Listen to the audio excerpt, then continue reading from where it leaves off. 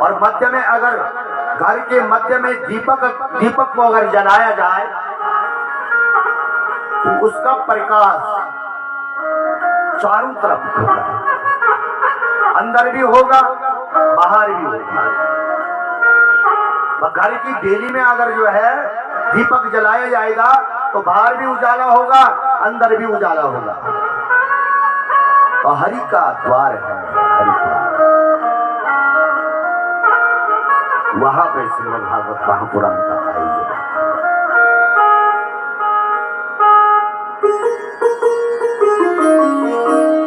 चले गए बद्रीनाथ से सारे सनकादिशी ऋषि और नारद जी, व्यवस्था बनाई।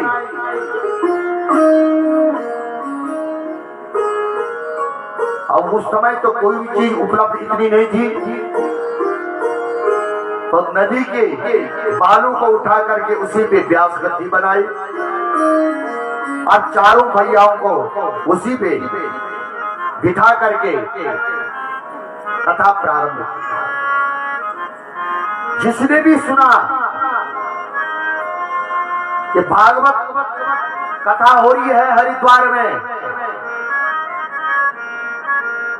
जितने भी महात्माओं ने सुना, गृहस्थी महात्माओं ने सुना, सारे महात्मा लोग गृहस्थ लोग हरिद्वार की ओर भागने लगे।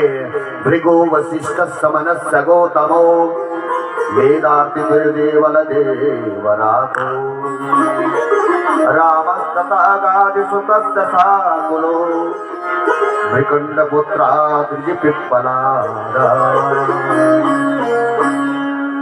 भृगु वशिष्ठ चमन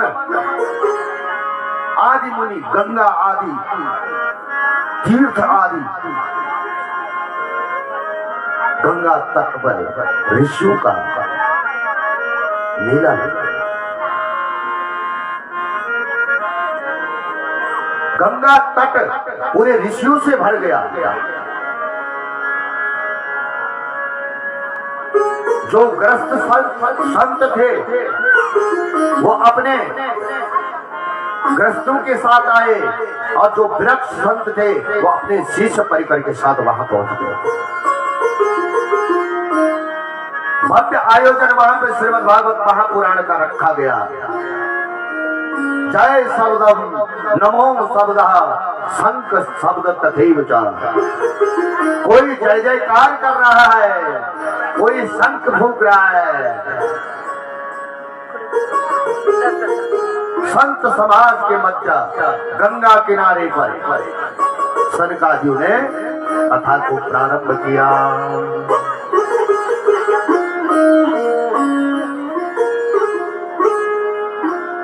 इतने संत वहां बैठे हुए हैं तो सनकादियों ने कथा प्रारंभ की कि सदा सेव्या श्रीमद् भागवती कथा यस्य श्रवण मात्रेण हरे चित्तम समासये। भगवान की कथा हमेशा श्रवण करने लायक है। भगवान की कथा सदा श्रवण करने योग्य है। ऋषियों, इसके श्रवण करने मात्र से ही हरि उसके हृदय में चिपक जाते हैं।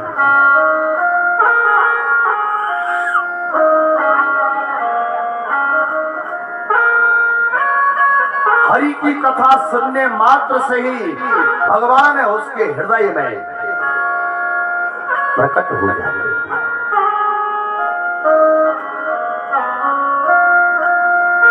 कथा सुनाई रहे थे, अचानक एक दृश्य देखा।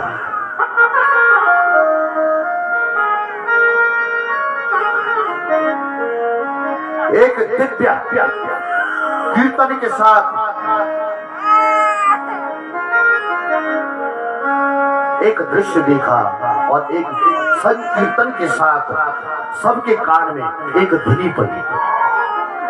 कौन सी? कि भक्ति सुतो को तरुणी गृहीत्वा प्रेमे रूपा सहसा विरासु। श्री कृष्ण गोविंद हरे मुरारे नाथे नामा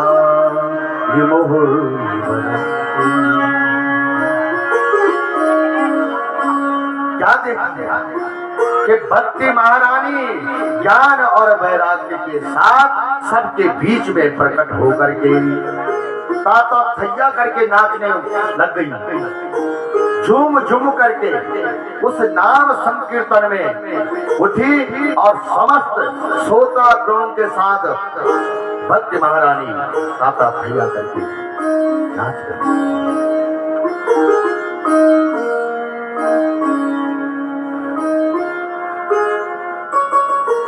इसलिए जहां भक्ति रानी होती है वहां भगवान खींचे चले आते हैं। भगवान वहां अपने आप ही चले आते हैं।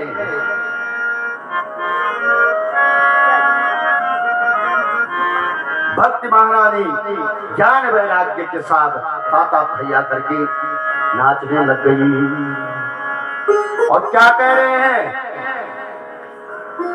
कि भक्ति और ज्ञान बिना मन की आधार, भक्ति और ज्ञान बिना मन की आधार, भक्ति और ज्ञान बिना मन की आधार। ओ बोला बोला बोला सभी कृष्ण राधा, बोला कृष्ण राधा, बोला कृष्ण राधा, बोला कृष्ण राधा। और ज्ञान बिना मन की आधार, भक्ति और ज्ञान बिना मन की आधार। बोला बोला बोला सभी कृष्ण राधा, बोला कृष्ण राधा, बोला कृष्ण राधा, बोला कृष्ण राधा, बोला कृष्ण राधा, बोला कृष्ण राधा। ओ भक्ति और ज्ञान बिना मन की आधार, ओ भक्ति और ज्ञान बिना मन की आधार। बोला बोला बोला सभी कृष्ण राधा, बोला कृष्ण राधा, बोला कृष्ण राधा, बोला कृष्ण राधा, बोला कृष्ण राधा, बोला कृष्ण राधा, बोला कृष्ण राधा, बोला कृष्ण राधा, बोला कृष्ण राधा, बोला कृष्ण राधा। बोला राधा रमण भगवान की जय हो। जय जय श्री राधे। तो भक्ति महारानी जब हरिद्वार में कथा हो रही थी, सनकादि ऋषि कथा कर रहे थे, तो भक्त वहां प्रकट होकर के अपने दो पुत्रों के साथ ज्ञान और वैराग्य के साथ प्रकट होकर के ताता थैया करके नाच रहे थे। नारद जी ने कहा वाह महाराज। और महाराज एक प्रश्न आपसे और कहता हूं, आप उसका उत्तर दीजिए महाराज। एक प्रश्न आपसे और कर रहा हूं कि आप ये बताओ कि इस श्रीमद् भागवत महापुराण करने से केवल भक्ति ज्ञान और वैराग्य ही पुष्ट होते हैं? इससे कोई केवल वही पुष्ट होते हैं, ज्ञान वैराग्य और भक्ति?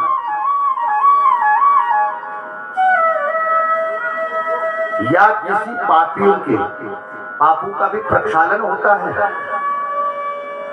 नारद जी कहते सनकादियों से के विशुद्धन्ते वदन्तु मय्या। इस श्रीमद् भागवत से कैसे कैसे लोग तर जाते हैं। सनकादि कहते हैं नारद जी कैसे कैसे तो छोड़ो,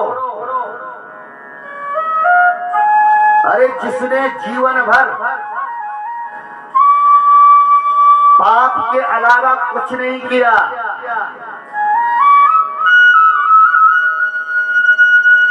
पाप किया, ताप किया, क्रोध में रहा, जिसने जीवन भर कोई भी अच्छा काम नहीं किया और अगर वह मरने के बाद किसी भूत प्रेत की योनि में जाता है, अगर वह भी उस योनि में श्रीमद् भागवत महापुराण की कथा को सुनता है तो वो भी परम पावन हो जाता है।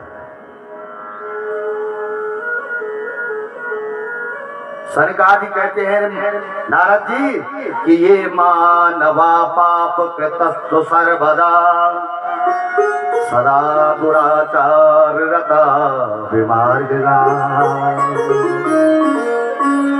क्रोधादि दगदा कुटिल कामिना सप्ताह के निकलो पुनांति। नारद जी कहते वाह महाराज गजब कर दिया। अरे जीती जी की बात तो छोड़ो, मरने के बाद भी अगर कोई भागवत सुने तो वो भी तर जाता है, पवन पावन हो जाता है। कोई प्रमाण है आपके पास?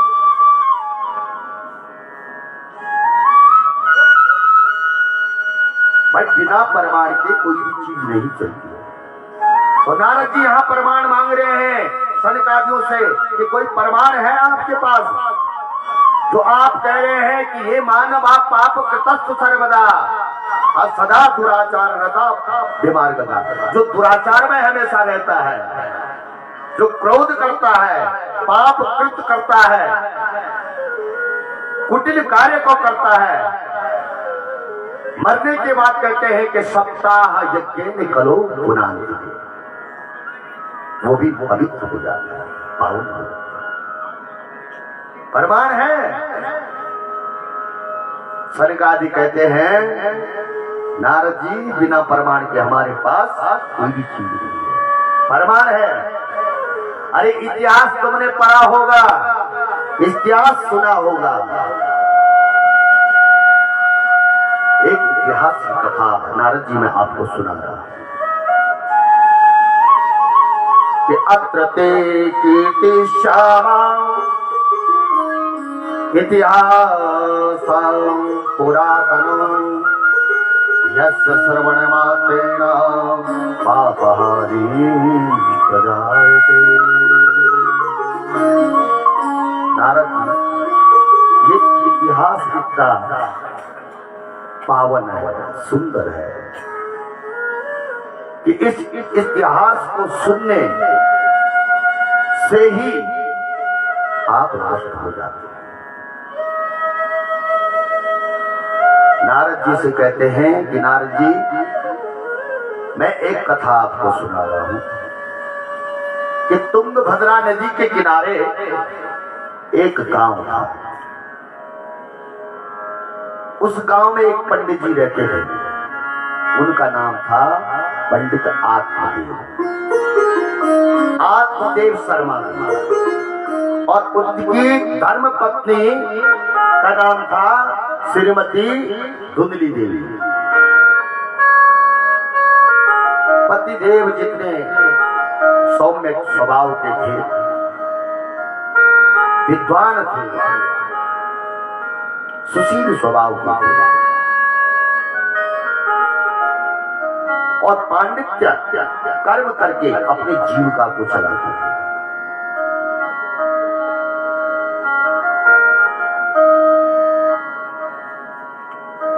और ठीक उसके उल्टे जितने सरल स्वभाव के पंडित जी थे, उससे ठीक उल्टी उनकी पत्नी।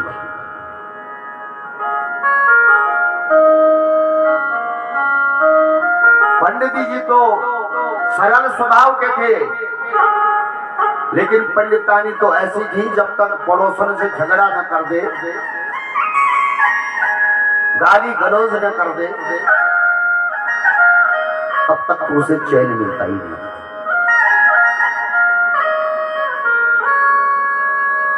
क्रूर स्वभाव की थी।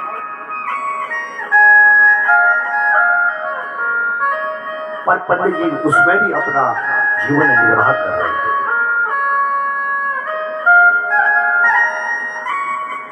पंडित जी और पंडितानी के मन में एक ही दुख था।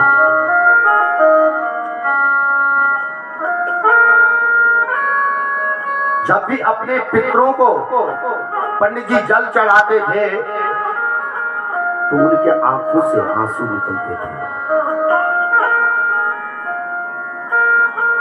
कि मेरे बाद इन पितरों को पानी देने वाला भी कोई नहीं।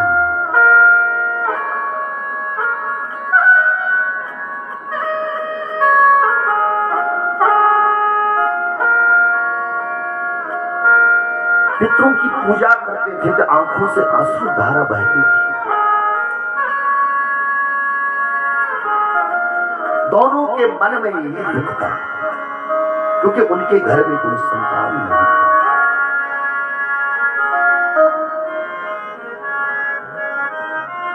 घर में एक गाय बनी है, उस गाय का भी कोई बछड़ा नहीं है। घर के आंगन में एक फलदार वृक्ष लगाया है, उस वृक्ष को भी फल नहीं है।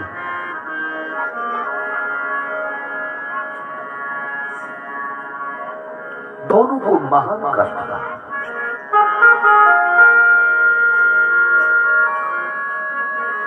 क्या करें?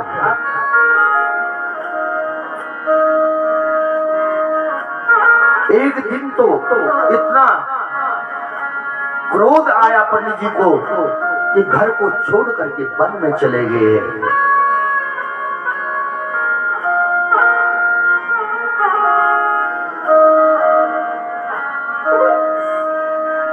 घर छोड़ करके वन में गए कि आज के बाद मैं घर नहीं आऊंगा, अपनी मृत्यु के लिए जो है वन की ओर चले गए।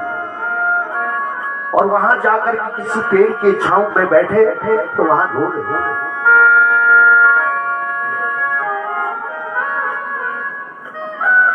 रो रहे थे कि एक महात्मा लोग वहां से जा रहे थे। महात्मा जी ने देखा कि पंडित जी है, कोई बैठा हुआ है, रो रहा है, क्या बात है, क्यों रो रहा है? और संतों का हृदय तो नवनीत के समान होता है, दयालु होते हैं। संत ने सोचा कि किसी कामना के लिए भगवान की कामना के लिए जब पंडित रो रहा होगा, इसका मार्गदर्शन किया जाए। तो संत पंडित जी के पास पहुंचे। पंडित जी को रोते हुए देखा और कहा, क्या बात है पंडित जी, आप रो रहे हो, कौन सा दुख तुम्हें सता रहा है? किस कारण आप रो रहे हो? अरे आप अपने दुख का कारण हमें बताओ, हम आपके दुख का निवारण कर सकते हैं, आप हमें तो बताइए।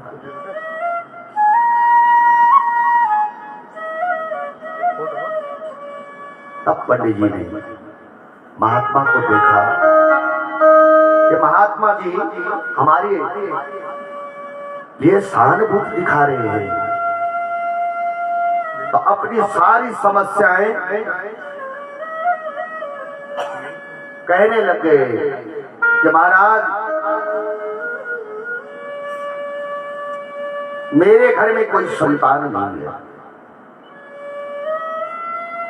मैंने अपने घर में एक गाय बांधी है, उसको भी कोई बच्चा नहीं है, बछड़ा नहीं है, और एक फलदार वृक्ष है, उसमें भी आज तक कभी फल नहीं आया।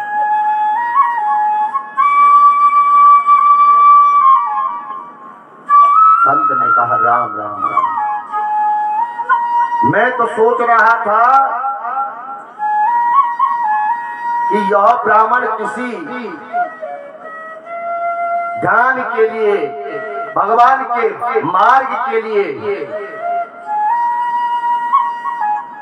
भगवान की प्राप्ति कैसी होगी, भक्ति की प्राप्ति कैसे होगी, मैं तो सोच रहा था ये इस कामना के लिए कुछ पूछेगा।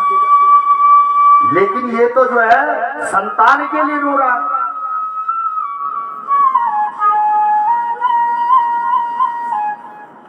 महात्मा कहते हैं कि पंडित जी, संतान हो जाए और होने के बाद सुख दे दे, ये कोई गारंटी है?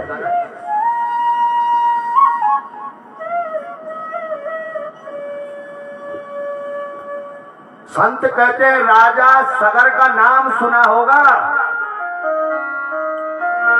उनके 60,000 पुत्र हुए थे। किसी ने सुख दिया?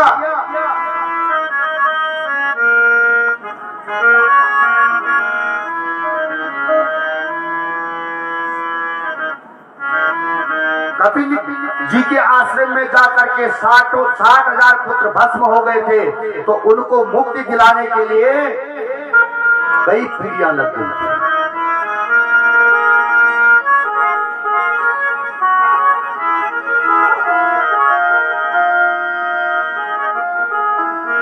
कोई जरूरी नहीं है कि संतान होने के बाद संतान सुख देगी।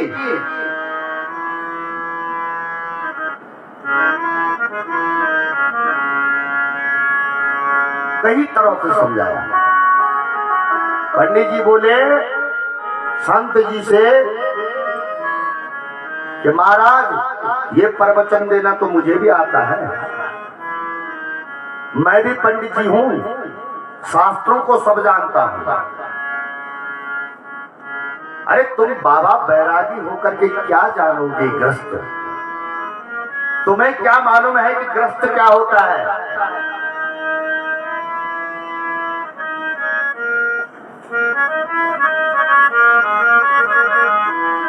कई प्रकार से समझा, लेकिन पंडित जी ने कहा, पंडित जी ने तो एक ही रट पकड़ी थी, मुझे संतान चाहिए। संत जी कहते हैं मैंने तुम्हारी ललाट की रेखा को पढ़ दिया है। तुम्हारे ललाट पे लिखा है 7 जन्मों तक तुम्हें कोई भी पुत्र की संतान की उत्पत्ति नहीं होगी। अब तो इतना कहना क्या था कि पंडित जी ने अपना सर पटकना शुरू कर दिया।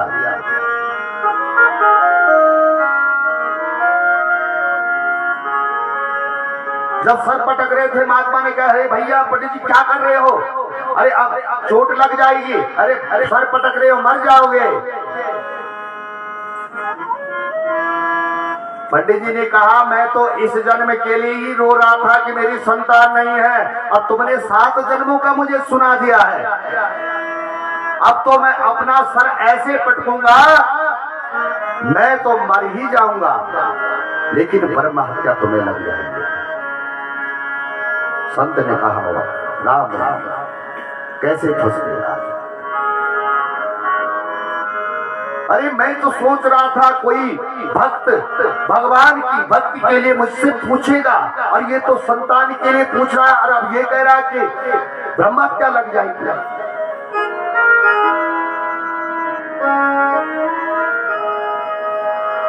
संत ने समझाया। पंडित जी ने कहा कि महाराज, मुझे इतना विश्वास है कि संतों के वचन से कुछ भी हो सकता है। भगवान को भी अपना निर्णय संतों के कहने से बदलना पड़ता है। मुझे पूरा विश्वास है। इस प्रकार से समझाया तो नहीं समझे, अपनी झोली से एक फल निकाला और पंडित जी को दे दिया। पंडित जी को दे करके कहा कि पंडित जी जाओ, अपनी पत्नी को जो है इस फल को खिला देना, और आपके घर में सुंदर स्वभाव वाली जो है संतान उत्पत्ति होगी। अब तो पंडित जी खुश होकर के घर गए और अपनी पत्नी से कहा कि देखो मैं एक फल लाया हूं, सुस्वादु फल है, और इस फल को खाओगे तो संतान की उत्पत्ति होगी। आप जल्दी से ये फल खा लो। तो पंडित जी की पत्नी ने देखा कि पंडित जी फल लाए हैं, हे भगवान पता नहीं कहां से फल लाए, किसने ये फल दिया होगा, कोई मेरे ऊपर जादू टोना तो नहीं होगा। पंडित जी से कहा कोई बात नहीं है, मैं फल खा लूंगी, पहले मैं अपने स्नान स्वच्छता अपने शरीर को कर दो, उसके बाद मैं फल खा लूंगी। हाँ हाँ दे दो मुझे, अपने आप खा लूंगी। पंडित जी ने फल दे करके और गांव में अपने मित्रों के साथ बैठ करके खुशी मनाने लगे। अब देखना मेरे घर भी 9 महीने के बाद संतान की उत्पत्ति होगी, खुश हो रही है।